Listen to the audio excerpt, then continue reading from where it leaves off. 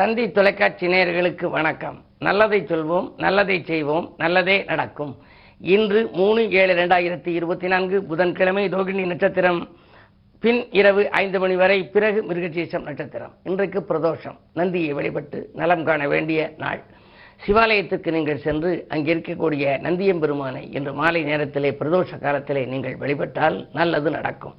இன்றைக்கு நான் உங்களுக்கு சொல்ல இருக்கிற ஒரு நல்ல கருத்து, 3 நூல்களை நாம் படிக்க வேண்டும். இதிகாசம்னு சொல்லியிருக்காங்க. மகாபாரதம், சிலப்பதிகாரம், ராமாயணம். இந்த 3 நூலும் ஒவ்வொருடைய வீட்டிலையும் இருக்கணுமா?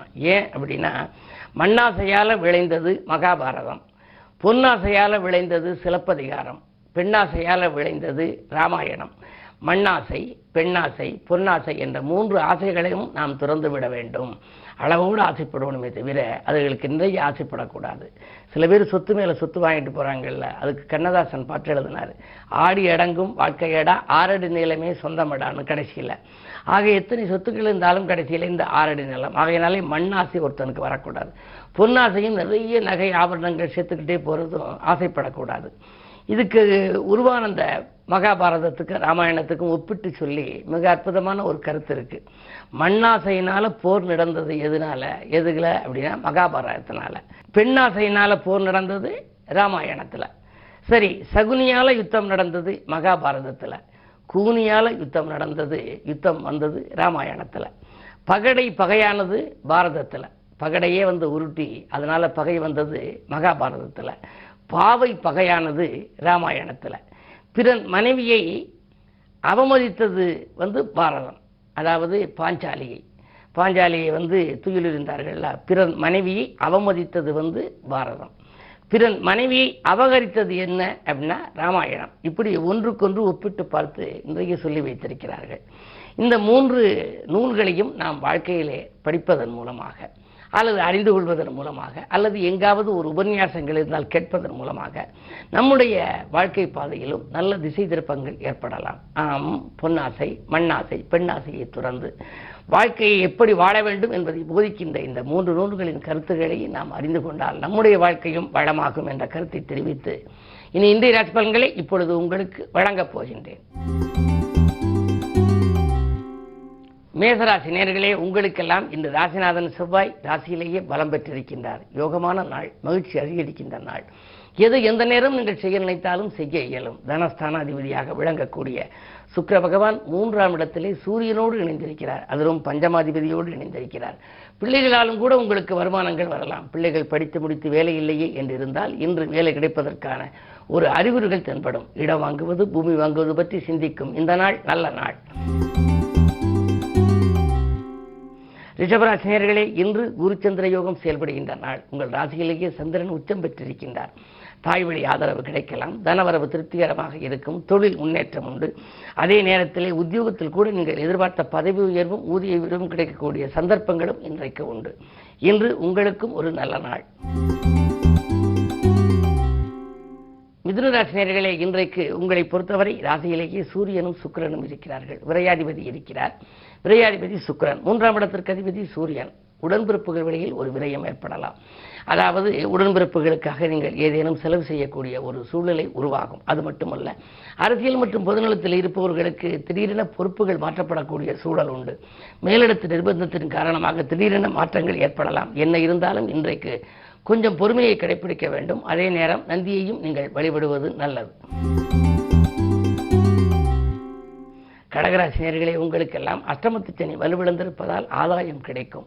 அலைச்சலுக்கேற்ற ஆதாயம் உண்டு. அதே நேரத்திலே உங்களுக்கு வியக்கும் தகவல்களும் வீடு வரலாம்.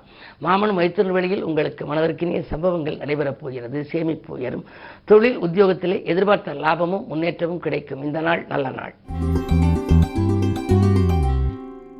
சிம்மராசி நேயர்களே, உங்களுக்கு ஆரோக்கிய தொல்லைகள் அதிகரிக்கும். 1 மாற்றி 1 உடல்நிலைக்கு தொல்லை வருகிறது. வைத்திய செலவு கூடிக்கொண்டே செல்கிறது.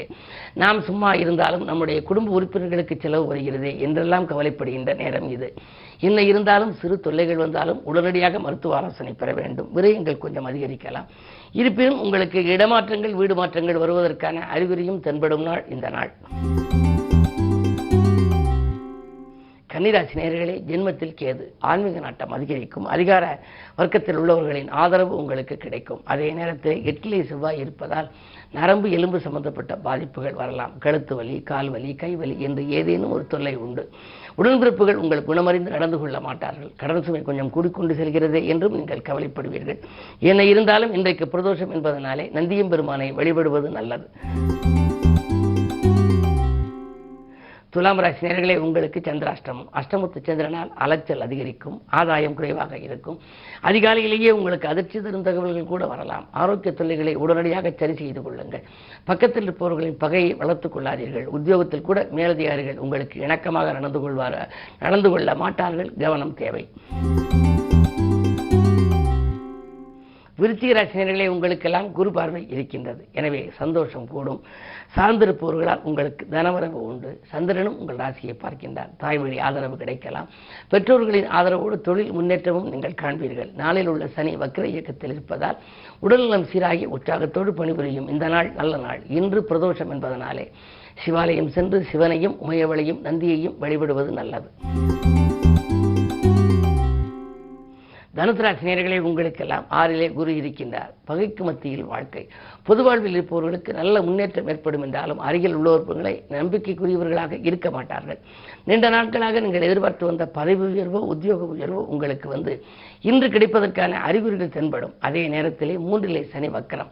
உறவினர்களை கூட நீங்கள் நம்ப இயலாத சூழ்நிலை உருவாகலாம். அதே நேரம் உடன்பிறப்புகளாலும் உங்களுக்கு உதவிகள் கிடைப்பதில் தடை ஏற்படலாம். கவனம் தேவை. மகர ராசி நேயர்களே, உங்களுக்கு ராஜநாதன் சனி வக்ர இயக்கத்தில் இருக்கின்ற பொழுது நீங்கள் எதை செய்தாலும் உங்களுக்கு மனம் இது கிடைக்காது. அதே நேரத்தில் நீங்கள் தேர்ந்தெடுத்த கடம் எதுவாக இருந்தாலும் அதில் வெற்றி பெறவும் இயலாது. 2லே சனி இருப்பதால் கொடுத்த வாக்கை காப்பாற்றவும் முடியாது. பண தேவைகள் அதிகரிக்கும். ஒரு கடனை அடைக்க மற்றொரு கடன் வாங்கும் சூழல் கூட உருவாகலாம். மிக மிக கவனம் தேவைப்படும் நாள் இந்த நாள். கும்பராசி நேயர்களே, ஆரோக்கிய தொல்லையால் அவதிப்படுகின்ற நாள். அன்றாட வாழ்க்கை எப்படி முடியப் போகிறதோ, இன்று காலையிலிருந்து நாம் எப்படியாவது உழைத்து சம்பாதிக்க வேண்டும் என்று நினைப்பீர்கள். ஆனால் குறுக்கீடுகள் உங்களுக்கு நிறைய வரலாம். அதே நேரத்தில் உங்கள் முன்னேற்றத்தை உடன் இருப்பவர்களுடன் பகிர்ந்து கொள்ள வேண்டாம். அவர்கள் உங்களைப் போல பெருந்தன்மையான மனம் படைத்தவர்களாக இருக்க மாட்டார்கள். 2லே ராகி இருப்பதால் காரியங்கள் கடைசி நேரத்தில் கைகூடிவிடும் என்றாலும் கூட போராட்டமான நாள் தான் இன்றைக்கு. மீனராசினியர்களே, உங்களுக்கு இன்றைக்கு பணவரவிலை தடைகள் ஏற்படுகின்ற நாள். பக்கபலமாக இருப்பவர்கள் உங்களை விட்டு விலகலாம். சிக்கல்களும் சிரமங்களும் வந்து கொண்டே இருக்கிறது என்று கவலைப்படுவீர்கள். அதே நேரத்தில் உங்களுக்கு இன்றைக்கு பிரதோஷம் என்பதனாலே நந்தியை வழிபடுவது நல்லது. பொதுவாகவே 7லே கேது இருக்கின்ற பொழுது புகழ்பெற்ற ஆலயங்களுக்கு செல்வது, அதே நேரத்தில் நமக்குரிய திசாபுத்திக்கேற்ற தெய்வங்களை வழிபடுவது, இப்படி ஆன்மீகத்தின் மூலமாகத்தான் லௌகீகத்தை நீங்கள் சிறப்பாக அமைத்துக் கொள்ள இயலும். அந்த அடிப்படையில் இன்றைக்கு அருகில் இருக்கும் சிவாலயம் சென்று நந்தியம் பெருமானையும் சிவனையும் உமையவளையும் வழிபட்டால் நல்ல காரியங்கள் இல்லத்தில் நடைபெறும். உங்கள் நம்பிக்கைகளும் நடைபெறும். மேலும் விவரங்கள் அறிய தினத்தந்தி படியுங்கள்.